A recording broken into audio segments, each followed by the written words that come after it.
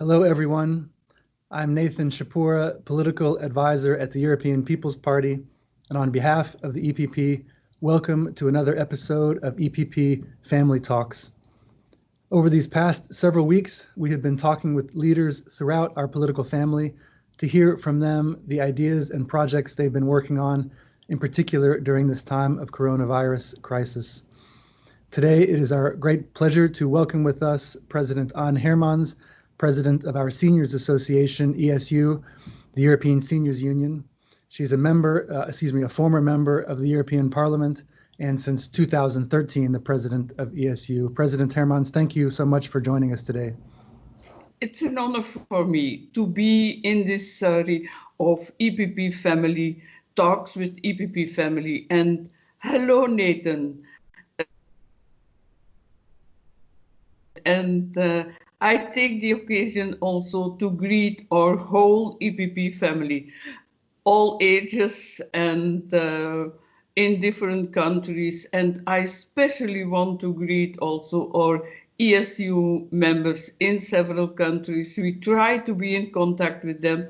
And I'm very, very glad that today, on this special day, the European Day of Solidarity Between Generations, also in this difficult time, so important that we can have these talks. Thank you.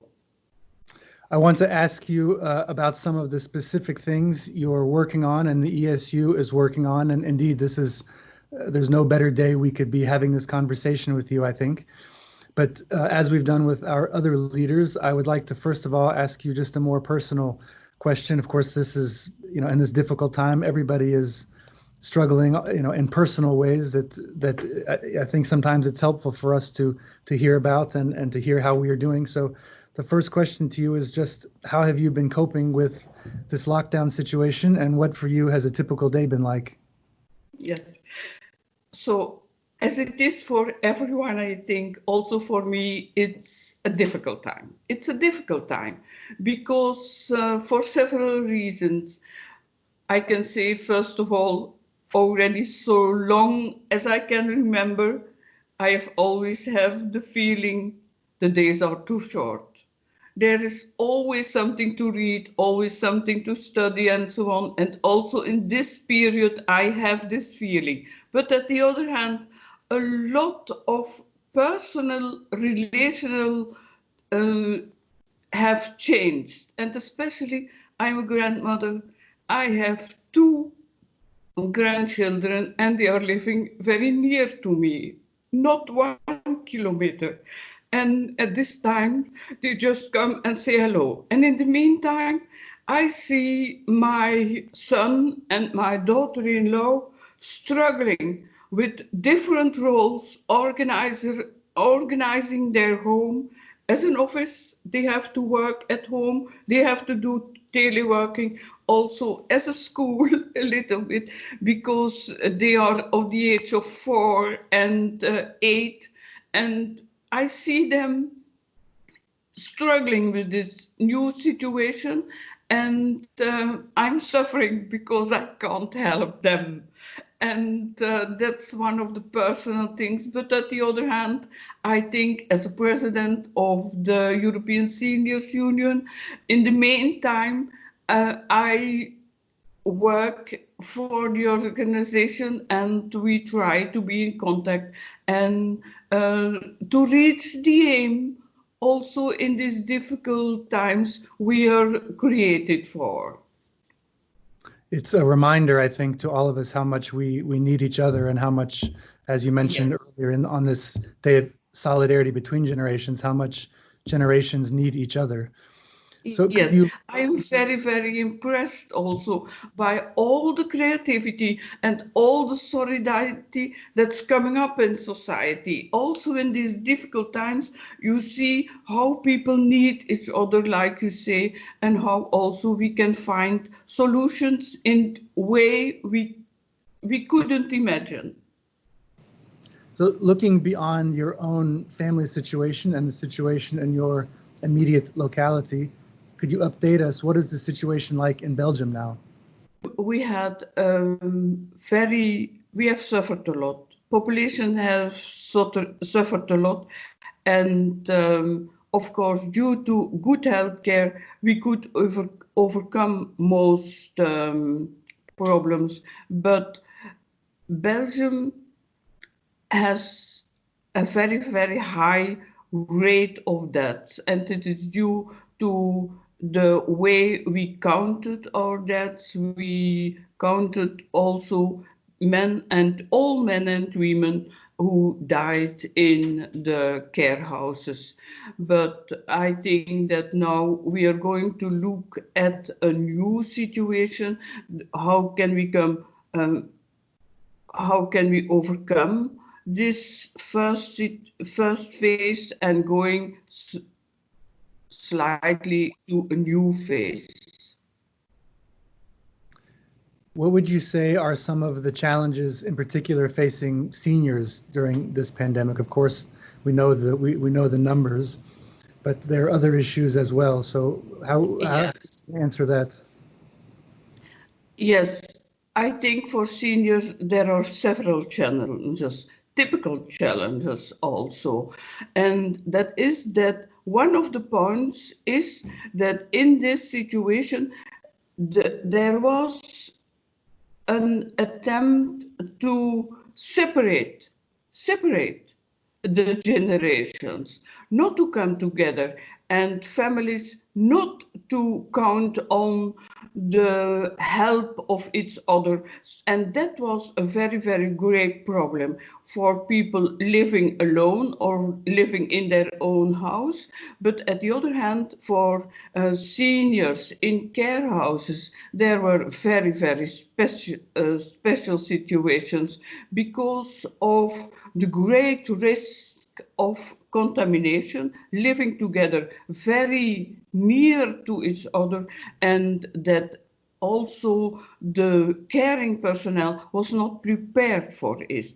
So, and therefore, we from the start, and I'm very, very glad that also several responsible people in the Commission and also in governments advanced the idea, highlighted the idea that key seniors have the right to have the care that they need.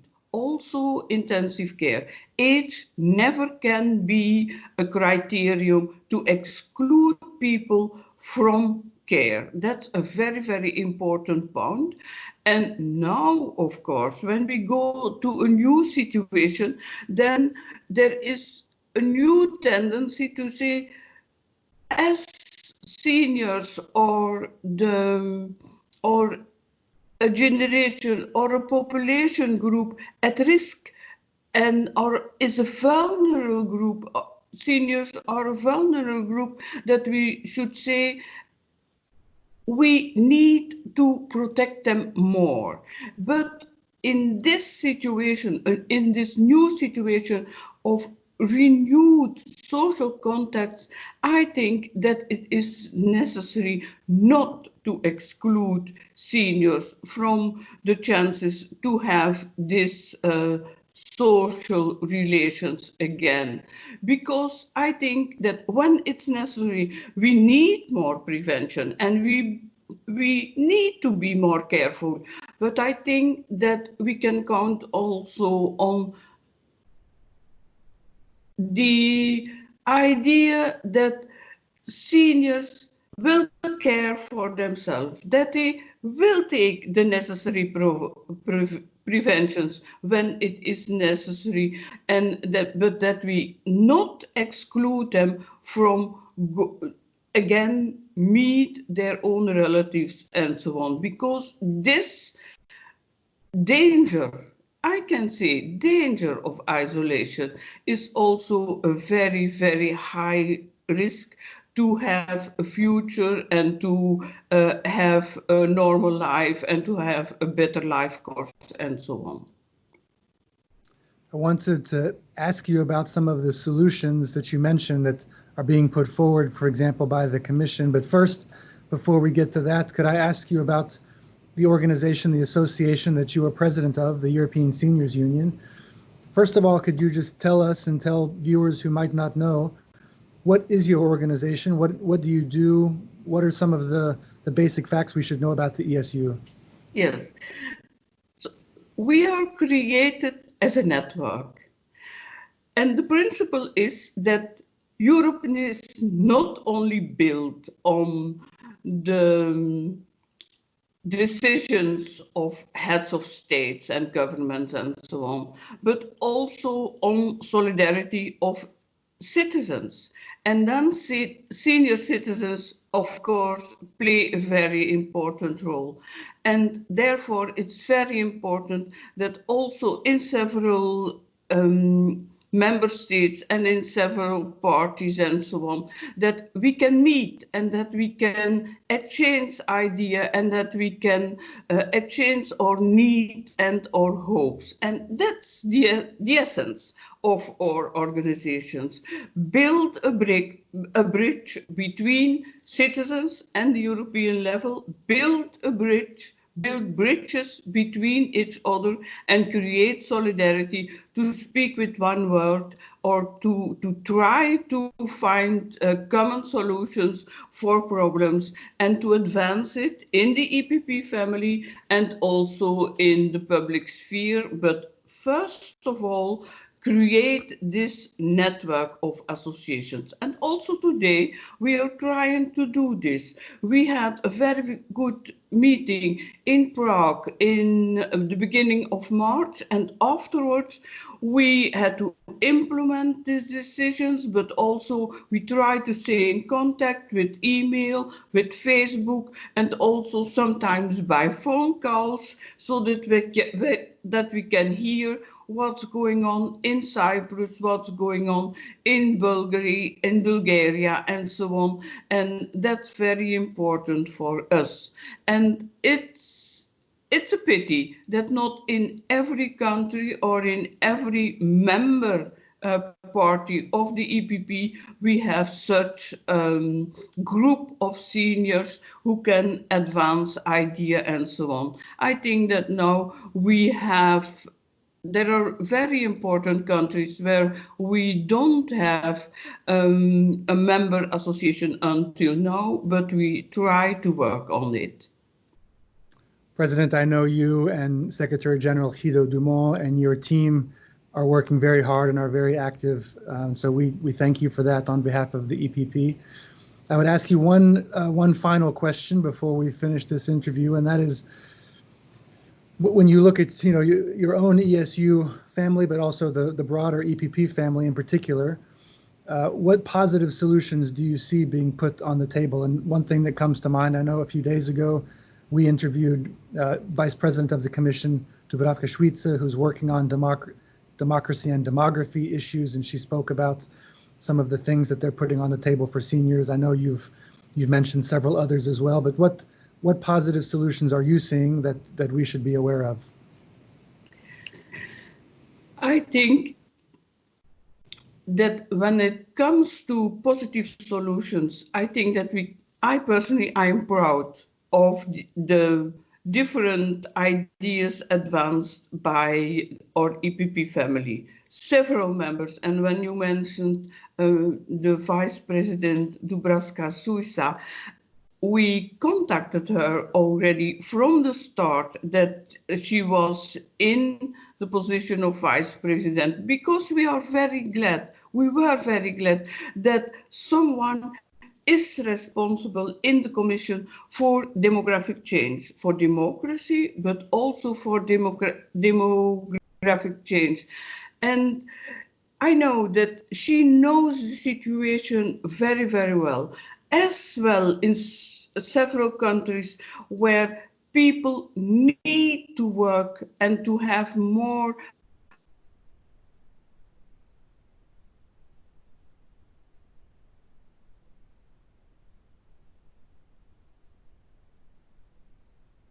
is in some countries, especially due to this leaving, this brain drain in the countries. But we need also to respect our seniors and to see how seniors have built up our society and how also for the future they can have an important role, an active role in society. And I know that she will certainly also do this and have some programs in the future.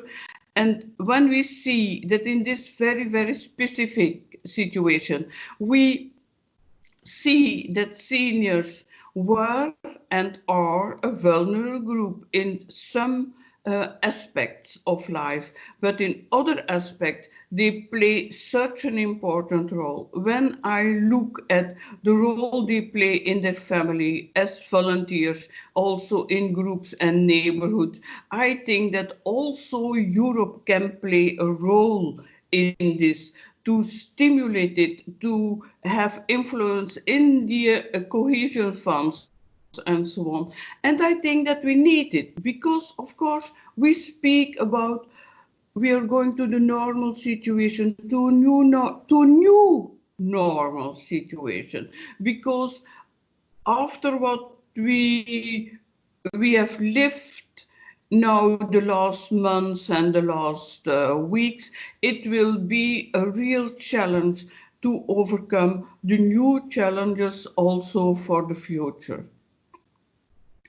President, we have just a few seconds left before we want to finish this interview, but I want to ask just a very final impersonal question to you, and that is, when this is over, this period of lockdown, is there something in particular you're looking forward to, some place you're particularly looking to visit? I know you mentioned your family, your grandchildren, but anything in particular comes to mind that would help people maybe get to know you a little bit better?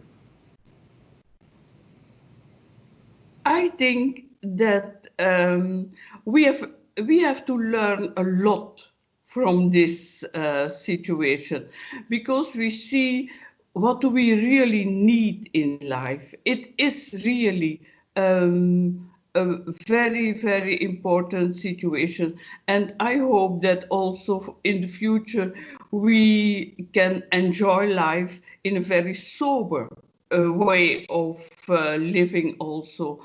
And that also with my family and with our association, we can meet and exchange all these very, very important experiences of the last day. And we hope, of course, that we can build up more solidarity in Europe, because I never remember in the first days and the first week of the crisis, one of our vice presidents living in Spain sending us a message, don't let us die. And also these last days, I often receive messages in the sense of, we are forgotten. We are forgotten. Of course, there are so many problems. There are so many societal problems. But I think, and I would ask also everyone, don't forget seniors. Don't forget the role they can play. Don't forget the problems they have. But let's live together and let's foresee and let's enjoy the principle and all the chances we have to live in solidarity. An Hermans, President of the ESU, the European Seniors Union, thank you so much for your time. Thank you so much for your perspective, and on behalf of the EPP for the important work you're doing. Definitely you are not forgotten, and we appreciate you a lot. All the best to you and to your family. Thank you very much. Thank you. And to all of our viewers, thank you so much for joining us. Please tune in again tomorrow for our next episode of EPP Family Talks on Thursday, April 30th at 2 p.m. on Instagram. We will be speaking with the president of the Wilfred Martin Center for European Studies, Nicolas Jurinda. See you then.